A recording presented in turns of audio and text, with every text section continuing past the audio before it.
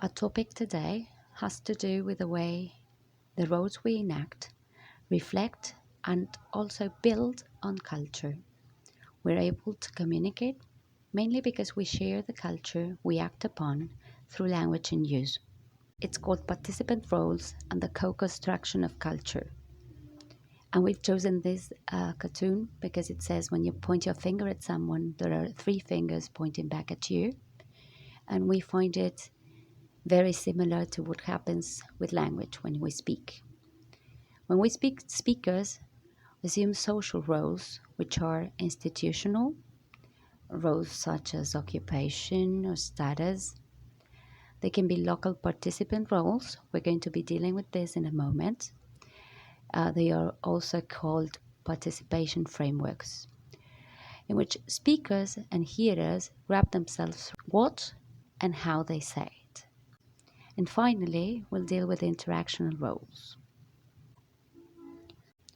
Sociologist Irving Goffman states that all speakers and hearers must carve for themselves through what they say and the way they say it in what he calls local participant roles or participation frameworks. Aside with institutional roles, occupation or status, teacher, pupil, these frameworks are devised through register, key, frequency of interruptions, the way they take floor, feedback signals they give, choice of lexical and grammatical structures, distribution of silences. It is through language and use that we unveil the various social roles the social persona speakers represent, as well as assign to their interlocutor. In the following example, we have three participants in which the first one is the husband, the second one is the wife, and the third one is a neighbor or a friend. And this conversation show the relationship they have between them. In this case, the sentence or the expression "she's on a diet" are not her words, but B words. B is perceived as a chipping in a helpful manner or butting in. This intervention can be viewed as a cue to the wife on neighbor's relationship and their relationship to the husband. In this case, C seems to be a long friend and neighbor of B. The intention in this case is to minimize the negative impact to B's rejections might have on A. In other contexts, speaking for another person might be viewed as signaling not solidarity, but rather an asymmetrical relationship of power and authority. For example, when a mother talks for a child, or a husband for a wife, or a teacher for her student. Following with the same example, we can say that A and B both are responsible users of the English language.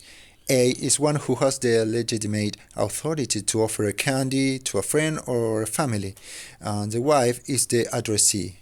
And C, in this case neighbor, is the visitor or a ratifier here.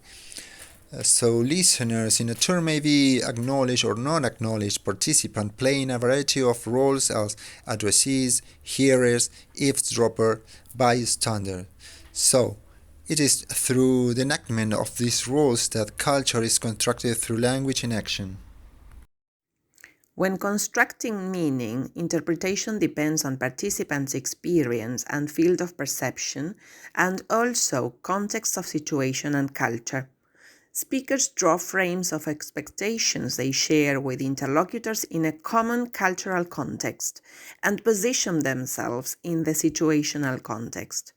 We find evidence of participants' roles in contextualization cues that give the exchanges pragmatic coherence.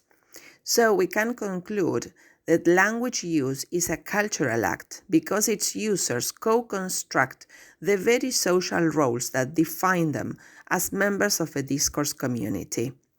Now we would like to share this 1-minute ad with you, which has to do with gender roles, which are also interactional roles. Y hasta cuando pensás que me estás ayudando, No me ayudes. Porque cuando decís que ayudas, estás asumiendo que es mi responsabilidad. No se trata de ayudar, se trata de que sea compartido. Así que no me ayudes. Hagámoslo juntos. We will just say that gender roles are not the natural result of biological makeup. They are socially constructed by speakers enacting different participant roles in conversation. They show self-assertiveness or uncertainty, dominance or submissiveness. Women's rising intonation is often interpreted as a sign of uncertainty, while males' interruption may be viewed as dominance. So when we think about participants' roles and the co-construction of culture, we need to keep in mind that as speakers, we are either reproducing or changing our culture, one utterance at a time.